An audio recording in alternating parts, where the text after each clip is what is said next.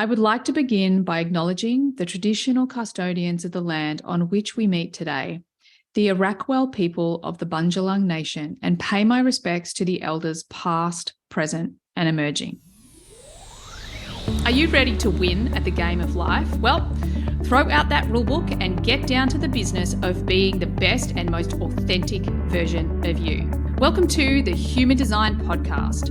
We're changing the rules around success, abundance, purpose, love, and life, where we're creating a planet where everyone can thrive in a world that loves and supports each other.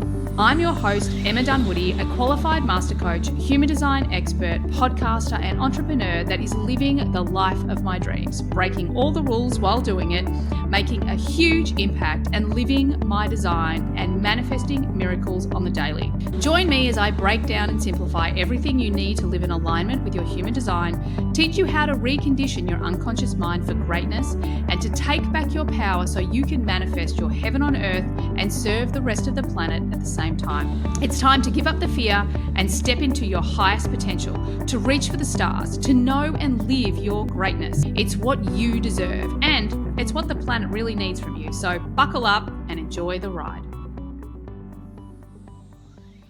If you use human design in your business in any way, stop what you're doing because you're going to want to hear this. I want to tell you about something we use in this business that has been responsible for bringing in nearly 25,000 new leads and over 6 figures in revenue in a completely automated and passive way. It's not too good to be true, so stay tuned. That incredible thing is the Body Graph Chart software. This is the total tool that allows us to put a human design chart generated on our website so we don't have to send people to another website for their chart. The best part is we can offer our customers the information we want them to have. If you know me, you know I have a different take on human design, and I want to make sure that the language is empowering, useful, and actionable. With Body Graph Chart, we can customize everything from the reading reports, chart links, and follow-up emails to make sure that they contain the information written and curated by me, so I know each person is in good hands. As for the tech, that's totally Taylor's thing, but from what she tells me, it's super easy to use and set up, and their customer service is incredibly helpful. It's really affordable as well, especially because you get a 50% off for 1 year as a listener of this podcast. Just visit the link in the show notes and use the code HumanDesignPodcast, all lowercase. It's by far one of the biggest investments in our business and gives us powerful automation technology that allows us to focus on the bigger picture. I cannot recommend it enough. Go check out the show notes for all the details. Hey everyone, and welcome to today's episode. On today's episode, I gotta be honest, my guest, I'm just gonna have to fangirl a little bit because this is someone that's been in my business journey, and to be honest, it has really influenced that back end of my mental health journey as well, ever since I heard him on James Wedmore's podcast years ago. Wow. So Jim Fortin, welcome to the podcast. Thank you. And that's we call episode 114 That's on the James's. one. Yeah. And James told me until recently, that's been his number one podcast download for the past 5 years. Yeah. So, it's interesting. I'm sure we'll go there. I don't know what came out of me when I did that podcast. I just got quiet and it was kind of like, bleh, it all just came. I mean, it was spiritually and divinely led, but that podcast has lived on for many people for many years. So thank you very much for that. And I'm thrilled to be here. Yeah, well, thank you. And as one of the leading specialists in, the transforming behavior, the subconscious mind, I just am so pumped. Like, I went back to look at my notes because I take notes on podcasts that I really love, and it's one that I listened to a number of times. Like, it's saved in a folder. Thank you. I went back to look at my notes, and I'm just going to get them out. And it blew my mind because my notes were this: 6 words that will change your life. You are where your attention is. This is one of my primary pillars of who I am, my focus. And what is more even like fascinating for me is in my human design, one of my primary themes is focus. So it's like, it really spoke to me. But the other thing that blew my mind, my notes: commitment, responsibility, and self-integrity. These are the pillars of my business. I teach this all the time. And I'm like, Yeah. wow, didn't even realize that I'd kind of got them for you. I've just been from you. I've been teaching this for years and years and years. So thank you, basically. Thank you. And it's an absolute blessing that you share that. And all those things, I'm sure we'll go there. I learned from a shaman. Yeah. Which, if there's this part of me, I'm like, for so long, I'm like, who specifically was the shaman? Then I discovered who he is and I wanted to work with him. But there's like this massively long list, and a lot of my friends have worked with him. And I'm like, oh, God, I want to get on the list. His list now he doesn't charge. He charges very little for the first consultation. After that, there's no charge. Yeah. I was talking to my sister. It's my brother-in-law, and he has 800 people on his list. Wow. And they just shut the list down because he can never get to 800 people. So we'll see what time in the future brings. Yeah, Who knows? Exactly. You never know. You never know. Yeah. But so before we get too far into it, I just want to let our listeners know that you are a 5-1 manifesting generator with an emotional authority. And I know that you've done a little bit of research on human design, but when I discovered that, I'm so not surprised, because manifesting generators, I like to talk about the container of your purpose is really to demonstrate human potential. And really, that's what you're doing every single day, not only through the being that you are, but what you're teaching other people to do. And then the 5-1, again, I don't have favorites, but the 5-1s, my COO is a 5-1. I've got a lot of them in my life. They're just these people that, because the 5 is very driven by impact. It's about, the word we use in human design is universalize. So I've gathered all this information, because the 1 is all about research, gathering information, going deep into the knowledge and becoming the authority. And then the 5-1 goes, right, I'm going to take this, I'm going to turn it into power, I'm going to take it out into the world, universalize it, and help everyone and lead everyone with this information. So oftentimes we see 5-1s having a big impact in the world. So, again, I'm so not surprised to hear that you're a 5-1. Let me add there for a moment for people listening. Oh, is it okay? Yeah, please, go for it. I've just picked up my tea. I'm like, I'm ready. I thought you said wait. Okay. So number 1, I'd like to introduce you to a friend of mine named Gary Zukav. I don't know if you've listened to my podcast recently, but Gary was on Oprah 36 times. Yeah, and I love that book. Gary and I are personal friends. He has a new book called Universal Human, but he's got another book coming out. But I'd love to introduce him to you to be on your podcast. It'd be amazing. Thank you. Okay. Now, what brought that up is the impactor and the living the human potential. I don't think for me, it's not human potential. It's the essence of my dharma. What am I here to do, at a soulful level? And if you've listened to my podcast at all at any time, I had a stroke and heart failure in 2020.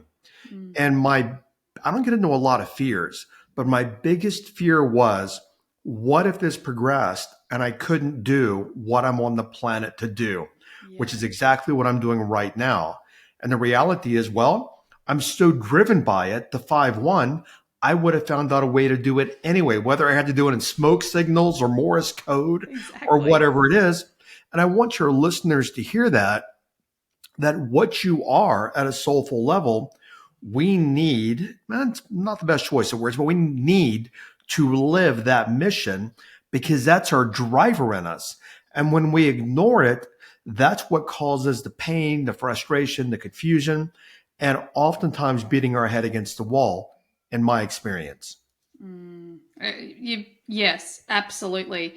It's interesting. I was listening to a podcast recently. I think it was Diary of a CEO, and I can't remember the guy's name, but he was talking all about this issue we have at the moment with, apparently in the US, the biggest killer of men under 45 is actually suicide. And they were talking a lot about this shift between, men used to know who they are, the provider, this is what they do. And now they don't know who they are and how to behave, and are they toxic, and I can see that there's a lot of, that challenge going on in the world. But the reason I bring that up is what you were talking about. It's what I teach a lot, is this purpose piece.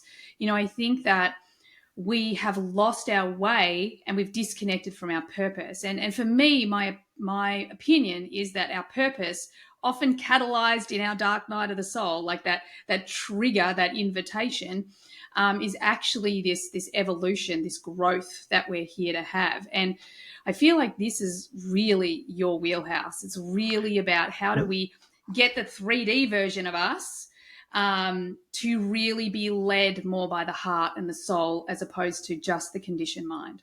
Okay, drink a lot of tea while I answer here, okay? Great. Yeah. Awesome. Number one is I tell people, I often hear people saying, I got to find my purpose. I got to find my purpose. In my understanding and my learning and the guidance that's come to me, our purpose is to be, just to be on the planet. Everything else is an experience. But many people think their occupation is their purpose. No, their occupation is their service and their activity. But the purpose is to be the person that does the service and the activity. Now, let's go back to your comment about men. Okay. Consciousness is changing on the planet. The planet's changing very quickly. There are things that are happening that most people have no awareness, and I'll go here for a moment. But we look at the social chaos in the world. Australia, the United States, Canada, Italy, France. We see all these far-right factions that are exploding. What's happening is human consciousness is evolving to higher levels of evolution, and humans are evolving out of the old structures, the economies, the social structures, and the political structures. So we have to grow and evolve. Now, talking about men, back in the 30s and 40s and 50s and 60s in the US, men in the US, and I'm sure the same in Australia, were raised with very masculine, no yin and yang. It was all yang energy boys for men. don't cry. Yeah, boys don't cry, and you've got to be masculine. And what I have found in my program, 13-week program TCP, we attract about 40% men, and they are all, and even my friends like James Wedmore you'd mentioned, he didn't see this in himself, but we have another third friend that's a really close friend of ours. But like the majority of men in TCP are all very yin heavy men, very heart-centered men. So I think we're evolving out of a world where men were this masculine yang energy, and we're actually learning to balance our yin and our yang energy as males, as humans are evolving as a species. So I just wanted to share that, and that we are in the midst of a planetary transformation. The magnetic poles are collapsing as we speak. I'm not sure if you're aware of that. The Schulman resonance is speeding up, meaning how fast the planet spins. 24 hours is not 24 hours anymore. Wow. Everything is speeding up, but you can look it up online, and you can look up, you can go to YouTube, Earth magnetic poles. Now, something I want to show you here is I've got magnets here for no other, it's not for this, okay? But I've got magnets. And let's say you take a little magnet, and I don't have something small here, but you take a little magnet and put it on the big magnet, the little magnet's going to become magnetized to the big magnet. Yep. We've all seen that as kids, right? Okay. Yep. All humans are little magnets. We are bioelectromagnetic. We have an EEG and an EKG, a heartbeat and brain waves, okay? So we're little magnets, but as the big magnet changes, it interferes and affects the little magnet. So unless we raise our frequency as a little magnet and grow and evolve, we become disjointed and disconnected from the bigger magnet, which is planet Earth, and that is going to change. It's happening right now. And scientists are saying, well, the Earth core now, most people don't know this, the core of the center of the Earth is now spinning backwards as of recently. Wow. And scientists say, well, we don't think it's really going to affect human beings. Are you crazy? I know, right? Because we live on a living organism, Pachamama, Mother Earth, a magnetic entity. We are magnetic.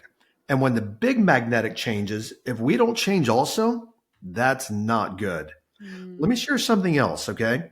Again, I work with a shaman. He taught all of us that work with him, if you live in the southern hemisphere, do not sleep with your head to the south. You live in the southern hemisphere.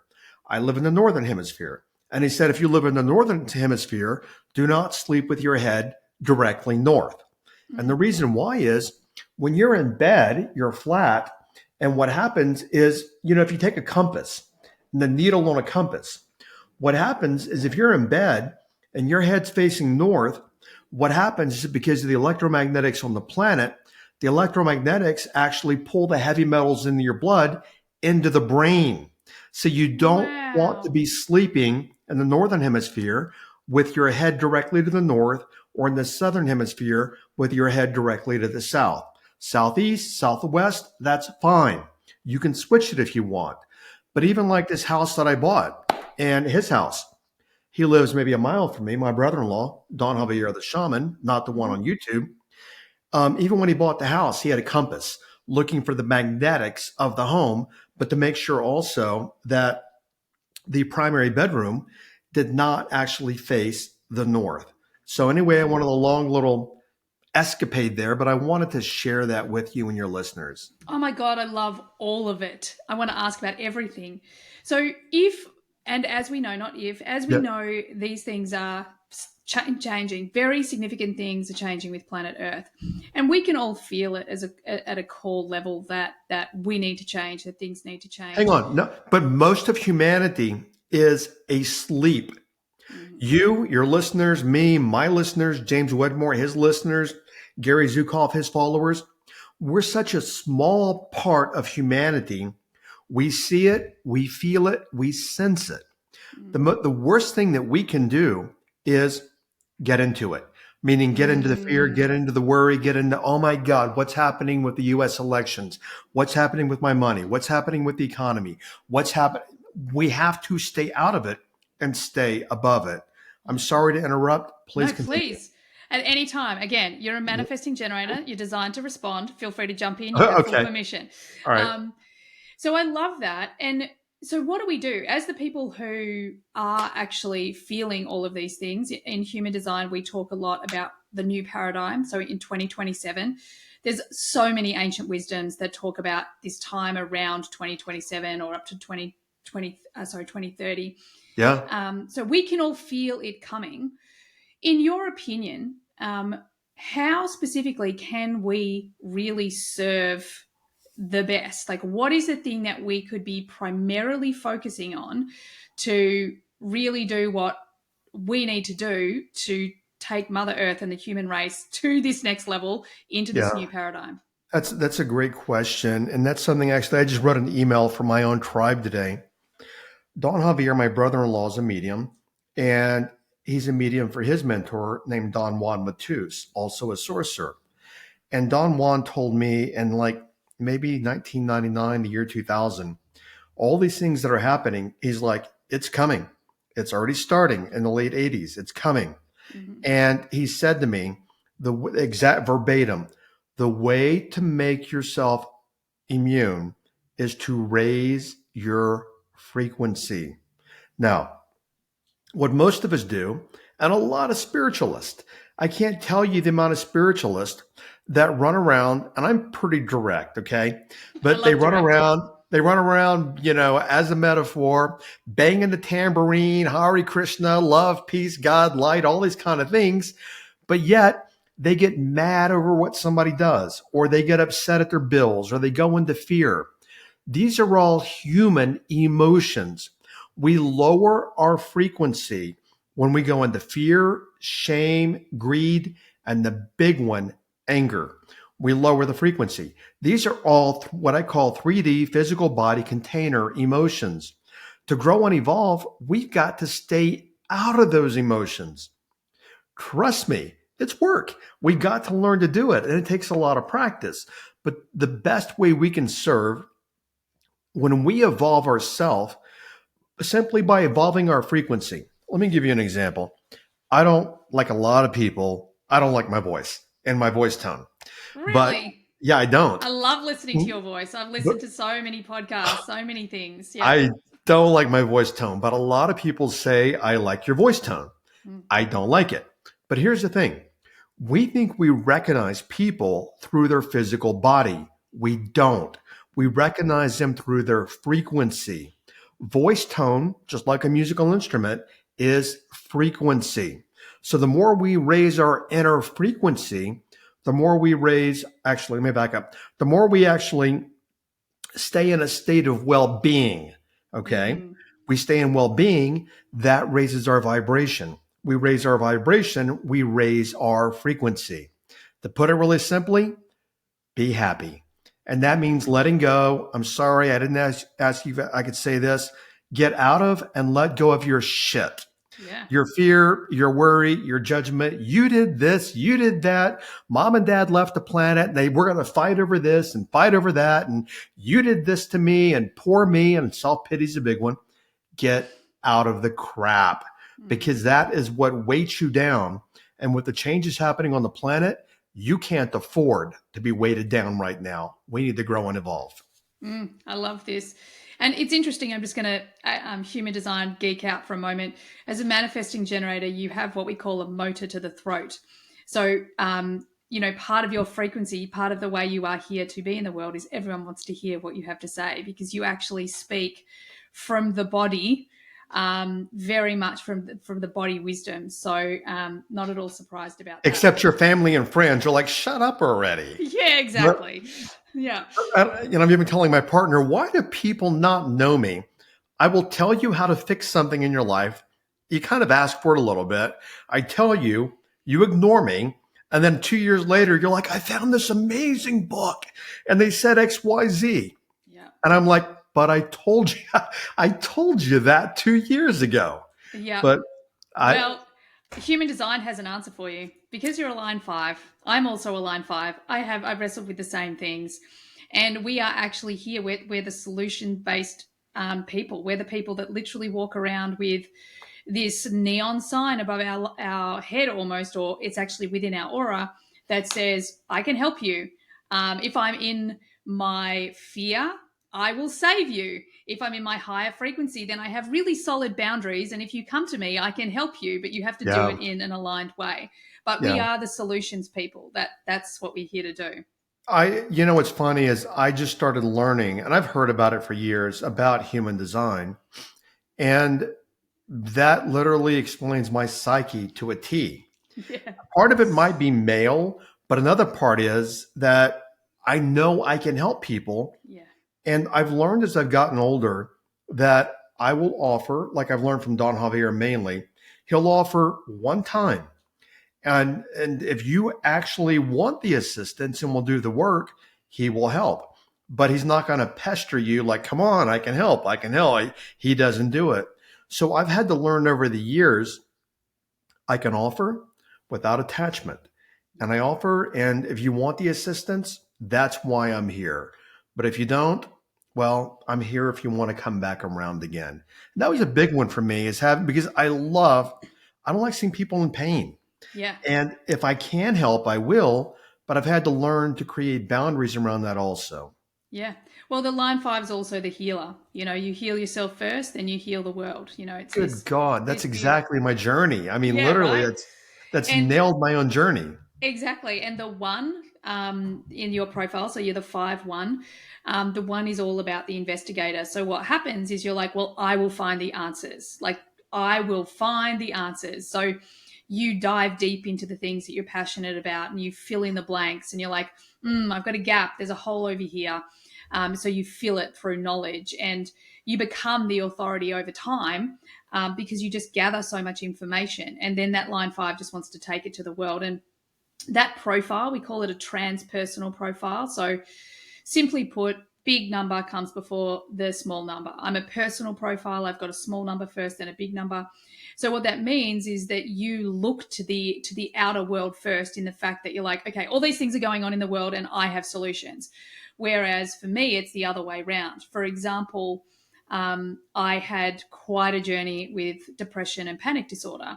And By the way, when had it also 25 years ago. So yeah, right. Yeah. Again, I think a lot of line fives go through it because they heal themselves. They want to take that to the world. But for me, I focused on my journey. I read all the books. I did all the things, and then I healed my mental health. I basically rewired my brain, as you know, and healed the trauma, all the things. Whereas a transpersonal profile will more often go, wow, my friend has depression. How can I help them? How can I solve it? And as they mhm. go through that process of helping their friend, they heal themselves. So often as a transpersonal person, you will be more focused on the other than you are on your own journey. So you have to be careful about that you do check in with you. Let me add there, though. I relate to that, but let me add at least my interpretation is my primary motivator always has been I want to grow spiritually. And Yeah. that's just always been in me, even since I was like in high school. That's in me. But in the way that I grew up and the environment that I grew up in, I knew that I had to do a lot of things to grow me, to heal me. So I find, at least at this point in my life, the more that I heal myself, then the more solutions I can take to other people. Yeah. And you are correct. I will look in the world and see all these things people are dealing with. And I know that I can assist, but my first approach is, or recognition is, I've been there, I've done that, and I had to work on myself like crazy to get through that. But let me share with you how I got through the panic attacks, the Yeah. clinical depression, the years of being broke, all these kind of things that I dealt with. I've been to hell and back. And I'm Yeah. grateful for every bit of it because I wouldn't be who I am today. These are my spiritual gifts to be able to assist other people. So Yeah. I'm on board with what you're saying, but I do very much go to I can't help you if I don't have it myself, no matter how much I want to. So Mm. I've got to work on me first each and every day. I want to be Yeah. clear with people listening. Not a whole lot, but there are still things that candidly piss me off. I Yeah. mean, I'm no saint. I'm learning my lessons on the planet. Um, I'm learning to let other people, and I tell people, let other people have their experience of life, whatever it is. Not your place to determine how someone else should live. But there are still things that I'm still working through, and I don't know Yeah. how long I will be, but I'm dealing with human things. But I'm mindful also that if I get into anger and I stay, that frequency is hurting me, and I've got Mm. to get out of it. So something I'm really curious about with what you've just said is this balance that we live in right now. So when I first started studying human behavior, the brain, all these things 20 plus years ago, Yeah. then I qualified as a master coach, did the NLP as part of that, as a behavioral coach back in 2015. And, there was a lot of reprogram. We now also have a lot of like, no, we've just got to feel it. We've got to just feel it, and really we know that trauma is trapped in our body. It's an emotion that was unfelt. The So there nervous is this system. whole, yep, sorry, the Yeah. nervous system, and really understanding that we do need to feel the things. So what I'm really curious about is almost I've been put off using the word balance recently, but I'm going to use it today. Like the balance between, okay, I need to transform myself. And part of that process is going to be healing my trauma, which means I'm going to have to feel some things. And I equally need to change my identity. So I have to start doing new things and stop doing old things. As we go through this evolution, what is your opinion? Like, how do we know when we're still maybe indulging our maybe trauma habits? We're maybe indulging this emotion, like, well, this is just the way I need to feel, as opposed to stepping into that new identity or that new being. How do we know when that's done? Does that make sense? That's like one That's a big, great massive, question. open question. That's a great question, a big question, and a massive question. And reel me back in if you need to. I see. It depends upon a person's disposition and their identity in the first place. Many people have what I call victim mentality. Mhm. Poor me. You did this to me. Mom and dad 30 years ago did this to me. The world did this to me. You don't understand me. You're not like me. I grew up this. And so people own those identities. Now, when it comes to trauma, working with a shaman, I found it very interesting because I've never asked him, and he's a real shaman, not a shaman practitioner. He is a real shaman like you would find in the Amazon, like you would find sitting with a chief of an Aboriginal tribe. He's the real deal. And I've never heard him use the word trauma one time. He's always Really? about, you know what? These things happen in your life, whether you're raped or sexually molested or abused or beaten by your parents. Those are part of the experience that you've chosen before you got here. But a lot of people take that past history like a bag of rocks and they carry it with them throughout, through their entire lifetime. I've seen people carry that 40, 50 years, literally, about something that happened when they were 8 and they're 55 now. Yeah. So, what I've learned over the years is it's all a blessing. Everything is so that I may grow and evolve. But about the trauma, what I've noticed a fair amount of, number one, I see the sniffling, it's dry here today. Trauma has become a big buzzword in the last 10 years. It's like everybody's got trauma and trauma this and trauma that, and everything's trauma. What I've noticed, I had a PhD in my transformational coaching program a couple of years ago, and her whole model of reality was very Western, very trauma, trauma, trauma. And she had a lot of trauma.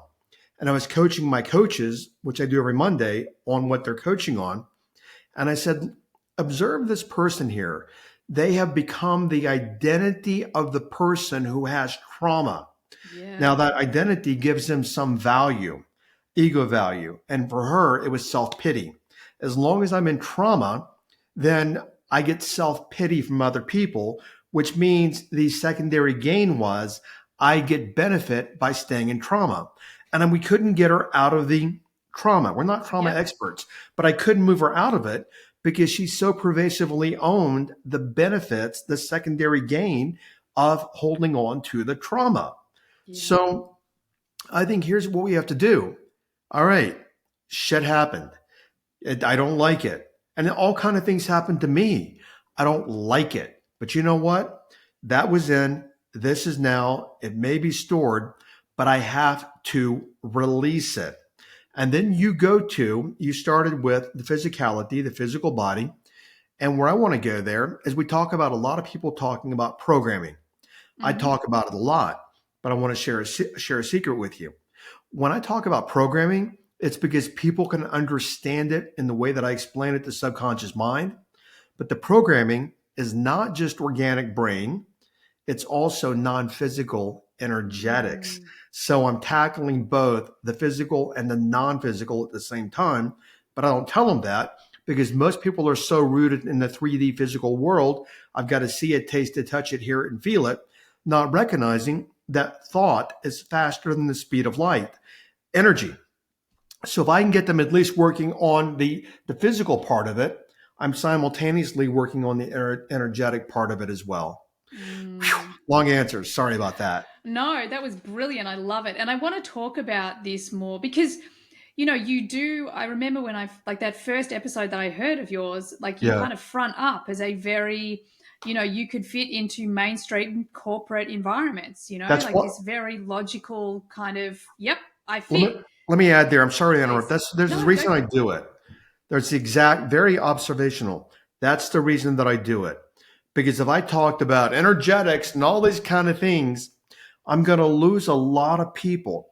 But if I talk about things that are very 3D, like money or health or wellness or relationships, what I find is a lot of people come into my program and they're like, I'm not spiritual at all. And then halfway through, they're like, oh my God, I am really spiritual, but I didn't know it. Yeah. But if I air quote sold it that way, I wouldn't attract them. So Yeah. I know that I can help them more if I can meet them where they are. That's exactly why I do that. but I I also love it. want I want to legitimize it. I want to make it scientific and not just woo woo, because then you use the word balance. Some people go all scientific, some people go all woo woo. No, they're one and the same, but different. We've got to meet in the middle. And for me, that's what I call balance. One more Yeah. comment. When we work from physical only, we think balance is work life balance, meaning, okay, I manage the kids, I manage work, I manage all balance.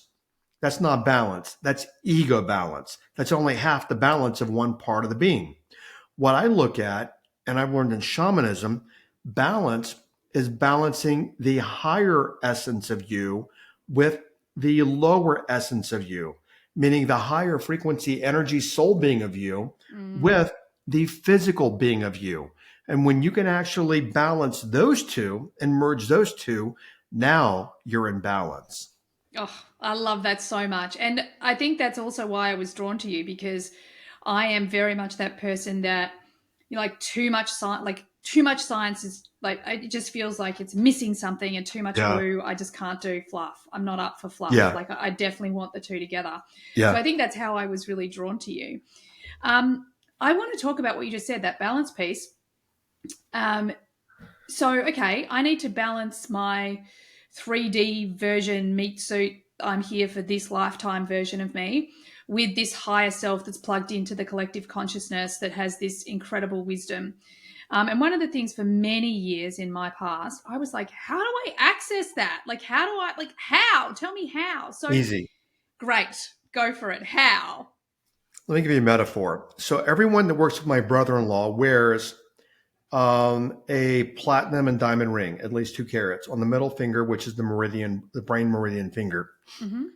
And I remember we were doing a ceremony one time, and we had to dig a hole prior to the ceremony that was 3 feet deep, 3 feet in diameter. And we made spiritual offerings. I mean, it wasn't chickens and chicken blood and stuff like that. I mean, it was herbs or different things you wanted to offer, you know? Yep.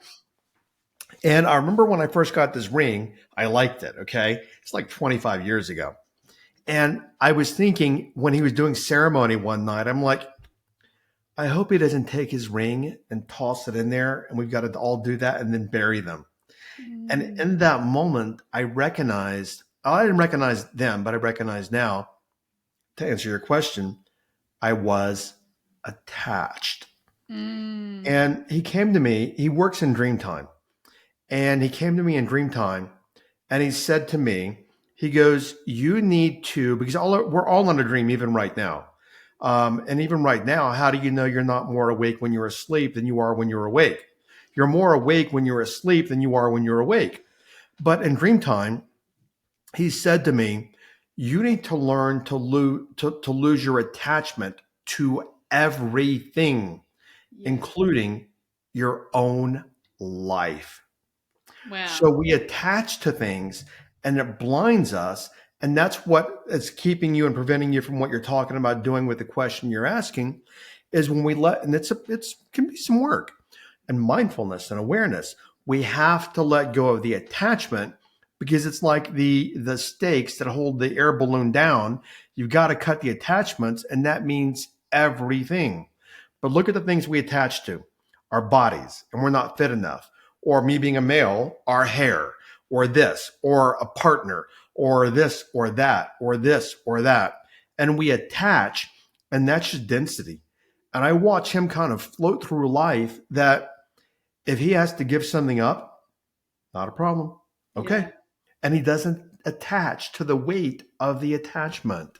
I love that. And, I'm just, as you're speaking, I'm reflecting on my past. And, I'm divorcing my husband right now. We separated last year. And one of the things that my friends have said to me, they're like, God, you move through this stuff so quickly. Yeah. And I think that's the biggest piece is because for so many years I've been aware of this, like things can change in a second, like just do the best you can, and that's all you've got, kind of thing.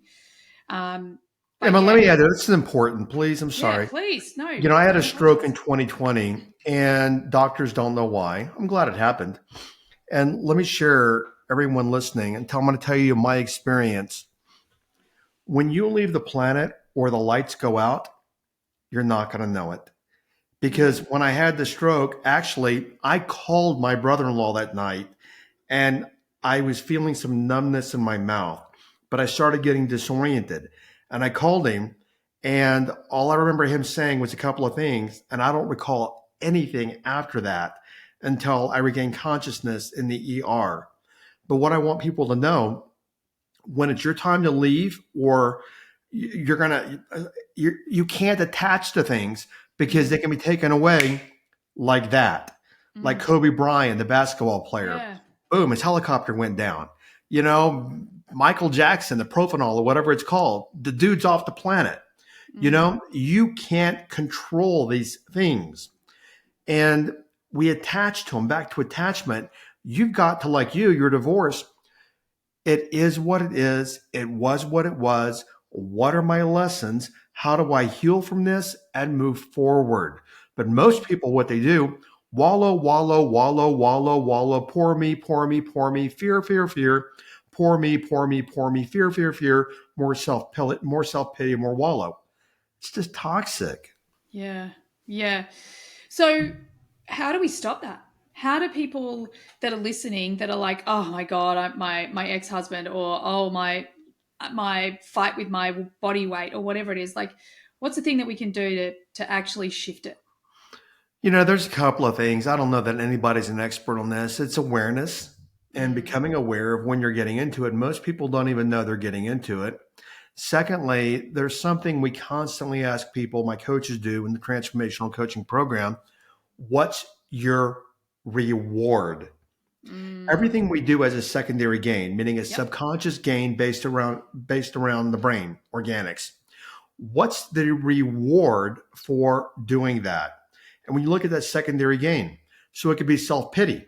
Okay, so you know what? You got a divorce, your husband was abusive. It can go both ways. Your wife, your partner, they were abusive, whatever it was. But people, they get into their self-pity. Why? Because now they have people coddling them. Oh, poor you, and I'm sorry that happened, and he's such a this, and she's such a... It is what it is. Yeah. Let it go. And for me, I think it matters where we work from. I know those things are ankle weights, and I can't do my highest value. We have to work from our highest values and align with the 5-1 or the manifesting generator. Don Juan said to me one time, the most important question I ever asked myself is, what was I to do on the planet before I crossed over, meaning left the planet? Me, I've got to serve and serve and serve. If I get into that, I can't do why I came. That keeps me out of all of that stuff. And trust me, it'd be nice to go into the self-pity and this and that. When I say nice, at least to bitch a little bit about something. But I really don't, because what's it going to serve for me to go in it? It just lowers my frequency. So awareness, and then ask yourself, what is my reward for this? And people will say, well, I don't have a reward. Yes, you do, or the brain wouldn't take you into it. What is the reward? Meaning, what benefit are you getting that you don't know that you're getting? And right there, for most people, that's the linchpin. This is gold. And like, I'm very transparent. And as you're speaking, I remember early on in the separation from my husband, talking to a dear friend of mine about it, asking myself that exact question, like, what am I getting out of all of this carrying on? And I was getting validation that it was poor me. And I was like, ew, no, this is not what I want. This is not what I want to teach my children.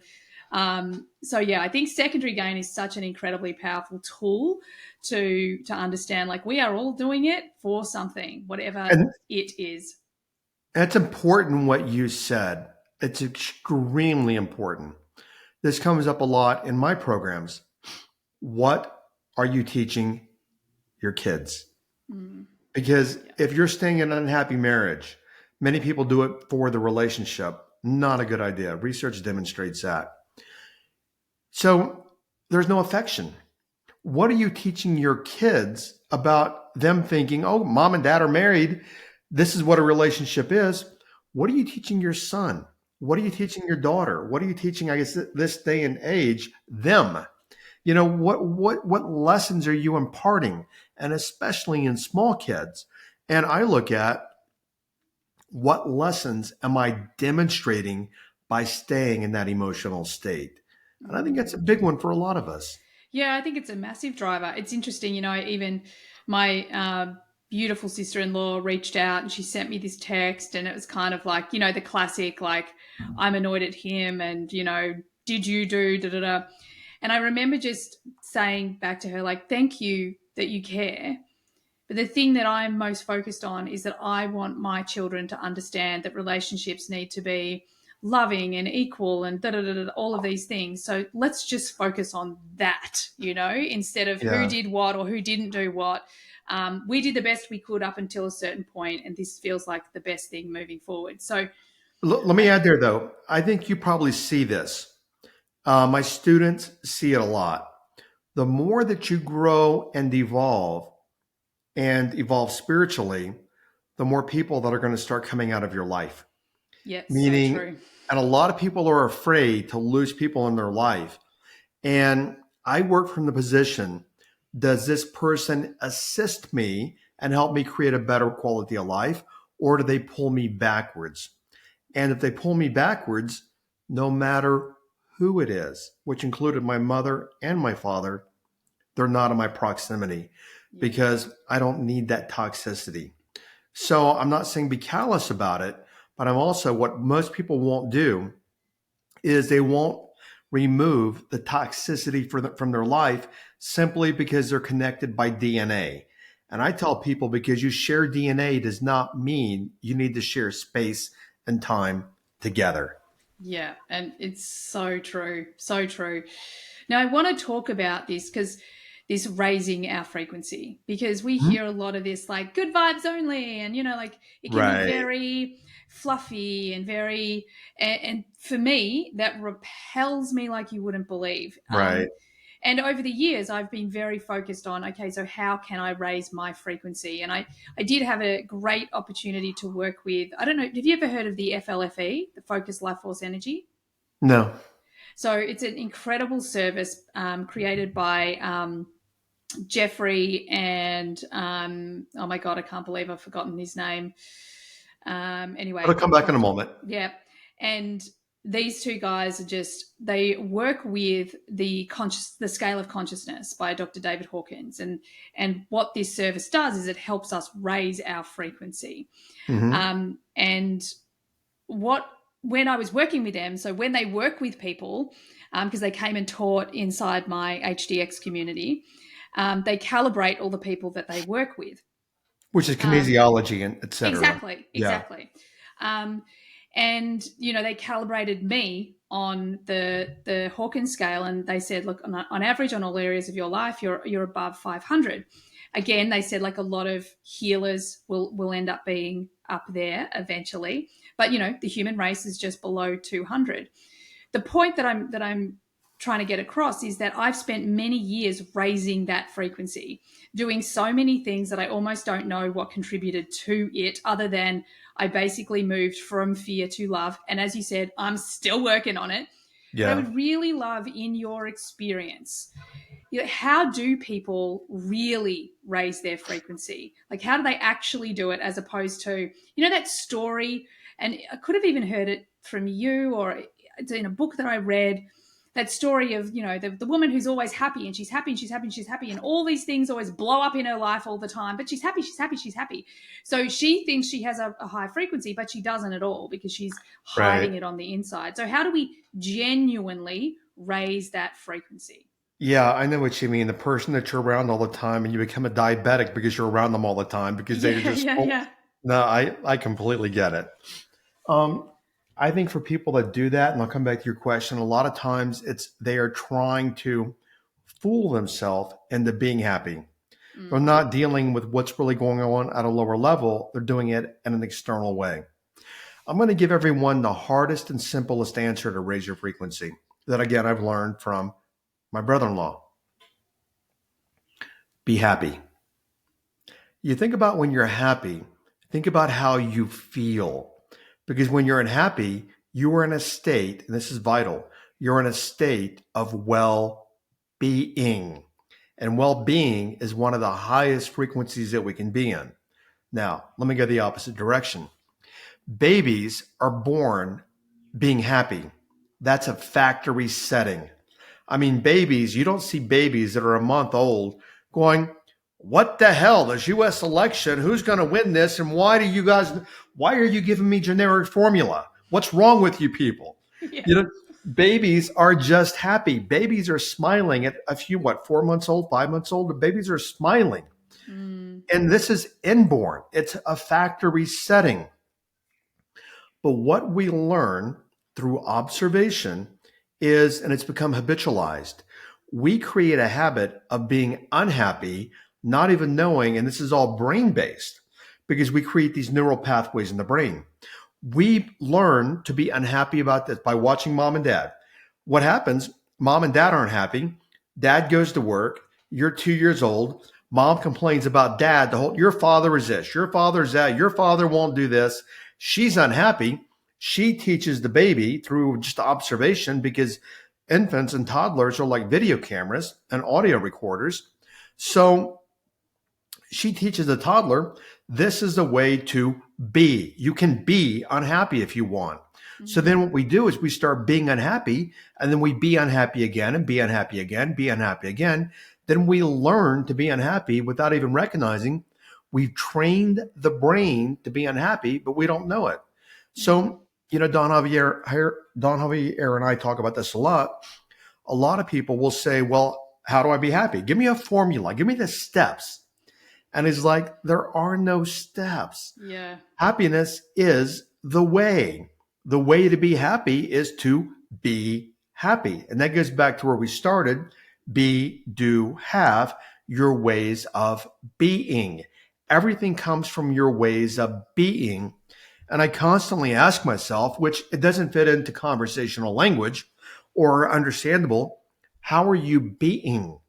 Because how you're being will determine everything else. Are you being apathetic? Are you being loving? Are you being compassionate? Are you being angry? Are you being, shameful? How are you being? Because all of our ways of being affect the Hawkins scale and the frequencies on the scale. So the way to be is to be happy. But for many of us, that takes training, Yeah. practice. Yeah. Yeah. I love that. It does take training and practice. And let me add, letting go of the Please. attachment because we're not happy because we're attached to something. Or like in TCP, my program, the what I call the unhappiness space is the space between where you are and where you want to be. Yeah. This space in the middle is your unhappiness space, whatever that space is. And we have to recognize whatever space we're at, we have to be happy in that space. We might want to go to a different space, but we have to be happy at the space that we're in. And oftentimes, and then we're not in the present moment because oftentimes we're mad about where we are. We're beating ourselves up. We're blaming someone else. We're blaming Biden, blaming the economy, blaming this, blaming that. We're blaming, which is victim mentality. We got to manage our stories as well. So when you're unhappy, ask yourself, you're unhappy because you're telling yourself a story. You think about this. When you got divorced, think about days you were unhappy. What stories? I mean, you weren't just like walking along to the supermarket going, I'm happy, I'm happy. Yeah. No. But then what you do is you start telling yourself a story about what a so-and-so this person is. And the story then changes. We go from thoughts to feelings, the vibration to frequency. So if you want to be the highest frequency, be happy. But you have to notice the thoughts you're having, which affect your feelings, which affect your vibration, which affect your frequency. So it all comes back to awareness and managing that. I love that. And you're so spot on. I remember, and I suppose I'm still there a little bit, not like unhappy, but definitely in the beginning of my separation from my husband, I was so aware that although I didn't feel good, I could feel the potential of, wow, I can finally heal these patterns that I've been doing for 25 years. I've Yeah. got this opportunity to be on my own for a while, to work out, what I actually want. I can da da da da. So even though Which, it by the was, way, I'm sorry he enabled please, part of those patterns. yeah, You being with him, you trained him how to be. He trained you how to be. 25 100%. years, you've trained each other. Then 25 years later, you're like, shit, what happened? Well, Yeah, you trained each other. So then what happens when you get out of the relationship? You're like, now I can see what I did, but there's still part of you missing or wanting or what we could have done or what we could have had. Or, no, keep moving. So I'm yeah. sorry to interrupt. I No, apologize for please. I that. love the interrupting. I think it was Yeah. brilliant. So yeah, I love that. I think I also had this moment many years ago when I was walking down the street and it just hit me. Oh my God, I'm happy. And I had been so depressed, considering taking my own life for like 7 years. It was a really long process for me. And I remember in that moment, because I had consciously done the things you were talking about, like once I'd noticed my stories, I was Yeah. slowly but surely changing my stories, doing all of these things. And I noticed, and in that moment, and over the next probably 12 months, I started to realize like, happy is not what they've told me it is. Most Happy people tell isn't. you happy is having a thing, a home, a car, money, or their externals. Wrong. Please Exactly. And continue. I can still be happy when something just blew up in my face. I can Yeah. still be happy when I have a challenging day or if I don't have enough money. And it was a really pivotal moment for me to understand like happiness is a choice that I make every single day. Even Yeah. if I'm in a shit mood, even if something Yeah. bad's happened, I can still choose it. And I think that that's the thing that people just don't realize. Like Let it's a me help there choice. real quick. I'm so sorry. I feel bad for interrupting. Please never Is just go for it. so then I think when we say be happy, we might analyze that, but a way that we can all get there emotionally first is gratitude. Mm. I laugh at myself. I live in a very pricey home. I custom built it, and it's taken 3 years because of a really bad contractor. I have a house to live in. Mm. I've got a fully automated smart home that's not that smart sometime, but I've got a nice home. It's a very powerful place where I live. I live in Sedona, Arizona. I look over most of Sedona. My house borders federal land. I have 2.5 acres. I can walk, I can see, I can touch, I can speak. I have money in the bank. What is there to be unhappy about? Yeah. Mainly, I'm healthy. Gratitude is the easiest way to get into happiness, and we can all be grateful for something, whether it be, and I'm saying we take most things for granted. Yeah. The best thing that ever happened to me is when I had the stroke and heart failure. That was physically very painful. And I remember one day getting in my car, it's back when I had a different Porsche and it was a lot lower to the ground. I'm like, oh, this hurts. And I was complaining a little bit, driving a Porsche, Yeah. going, and I recognized, wait, because I was going to the store and I walked in, I'm like, a lot of people can't even walk into a store. Yeah. They don't have a car to get them there. You're driving $100,000 Porsche to get you there. I went to Whole Foods. I didn't go to some cheap market. I mean, okay. And I'm Yeah. like, but I can, when it hit me was when I'm walking in, a lot of people don't have the luxury to be able to walk. Mm. They're in a wheelchair. They've lost whatever limbs. I'm grateful for this simple ability to walk. Yeah. So every morning when I get up, I start my morning with gratitude. And I'm grateful that I have a day on this planet to do something to be of value to people. Oh my God, I love that so much. And gratitude and meditation are the two things that really turned my entire life around 20 something years ago. So I totally resonate with that. Well, Now, listen to my podcast this week because it's about medication, not medication, meditation from what Don Javier taught me about meditation many years ago. Many people use meditation as a practice. Meditation is not a practice. It is a state and way to mm, be, two very different things. To concretize this, there's a difference between being, for people that are religious, there's a difference between being a Christian and Christ-like. two very different things because some can be very nasty, but they're not at all Christ-like. Okay. Yeah. So meditation can be a practice. It doesn't mean you're not an asshole. You're just an asshole who meditates. So Yeah. what we Yeah. want to look at is what's the emotional state behind the meditation and then expanding that into our life on a daily basis. Takes a little practice, but that's what this week's podcast is about.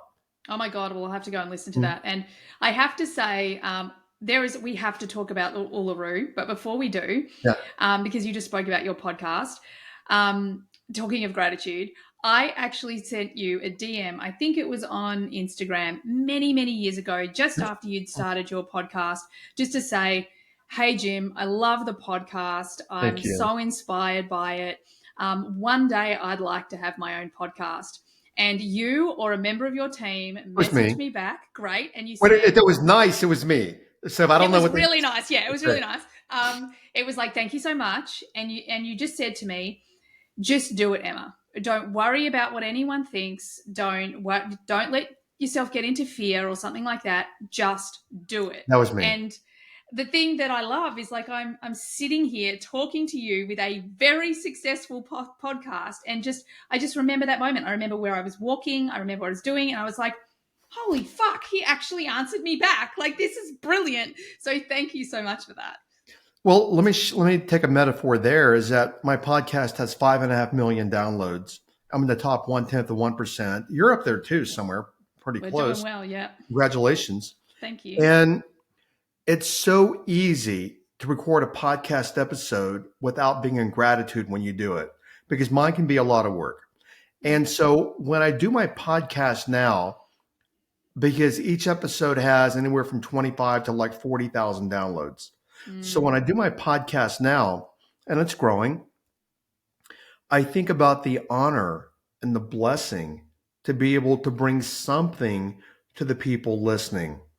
I mean, it's if I can do something in some way, that is an honor. So I'm in gratitude when I do the podcast. And thank you for saying that. I love it. Thank Uluru. you so much. Yeah, let's talk Uluru. Tell me your story. Okay. What do you in this bottom picture here, if you can, what do you Yeah. see? Can you make it out, the image? It looks like a baby. Like to me, it looks like a baby You, or a. you see the top of a human cranium and the back of the cerebellum. Oh yeah, and the absolutely. jaw, I see a skull. and Yeah, there you go. yeah. Okay. We were at Uluru and did ceremonies for 2 weeks back in the year 2001. Uluru is the crown chakra of the planet. Wow. So it's the brain chakra, crown chakra of planet Earth. Yeah. And we talk about how special Australia is. It's a very, very, very powerful place with a very ancient civilization. The dreamers, the Aboriginal, one of the oldest civilizations on Earth. This is their home.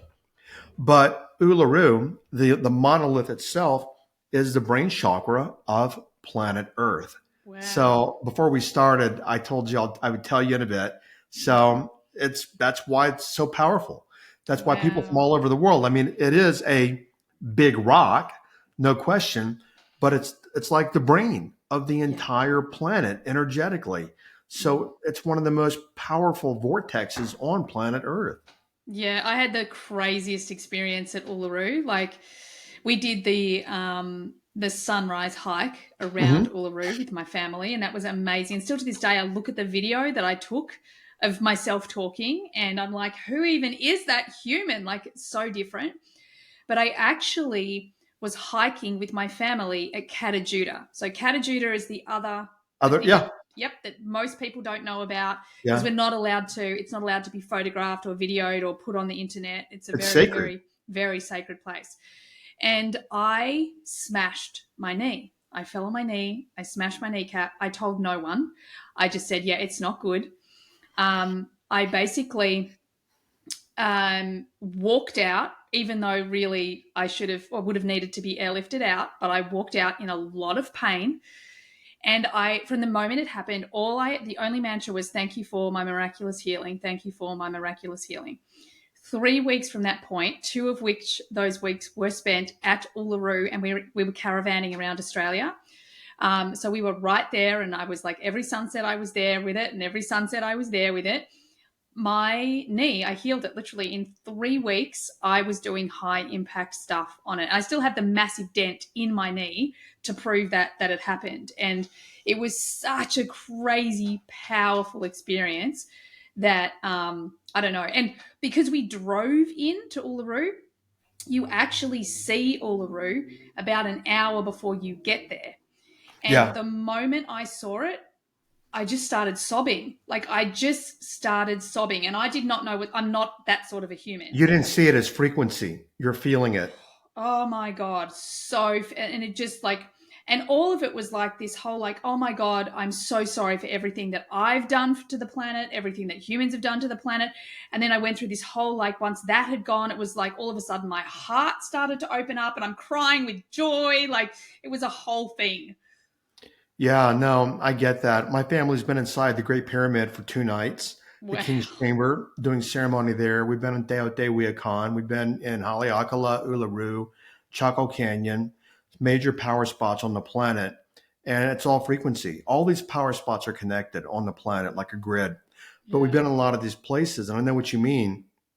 When you go into them, when you quiet your mind, you're like, Yeah. if you can feel energy, it just encapsulates you, so to speak. I mean, it's Yeah. like you're walking in divine jello, so to speak. It's Yeah. everywhere, all around you, and it's there's no words. Yeah. I can't find any words that I could use to express the Yeah. experiences in those places. Oh my God, I love that. And like, I feel that here in Byron Bay. I was actually in Sedona earlier this year to see Greg Oh. Braden. Felt the same way. We Wait, did when was another, that? A couple of weeks ago, a no, it couple of was months months ago. ago. Yeah. Yeah. I ran Around, into him in Safeway that night. oh, there you So go. I It was was amazing. It was just, I just loved it. Yeah, he was in town. I was going to run. I usually don't go to Safeway, but I ran into him. I was going to invite him on the podcast. I just haven't yet because I had Bruce Lipton, Gary Zukoff, Yeah. Neil Donald Walsh is coming on soon. Oh my So goodness. I was going to ask Greg, but I didn't that night. But I know he was in town to do an event. Oh, I reckon the conversation you two, like, I would pay to hear that conversation. So please do get him on the podcast. Well, I think he was a bit tired when I met him that evening. Yeah. So, Yeah. I Yeah. think he had traveled a lot that day and stuff like that. But I just ran into him and he was trying to wrap his day up and everything. I just said hello. Yeah. And he might have thought that, a lot of people probably approach him and he was just tired at the end of the day. But I'm going to Yeah. reach back out to him and invite him on the podcast. Yeah, amazing. And Bruce Lipton's one of my all-time favorites as well. I've Love had him on the Bruce. podcast. I just like I Bruce and actually, Greg, very different energies. yeah, I care for them both, and they both have amazing work. Bruce is a softer yen energy than yeah, Greg is, but both wonderful. I mean, I'm saying yeah, very positive things about both of them, yeah, but I adore Bruce Lipton, just a yeah. wonderful hearted man. Yeah, I feel like that, like I have a very similar energy to him, like that very playful, funny kind of.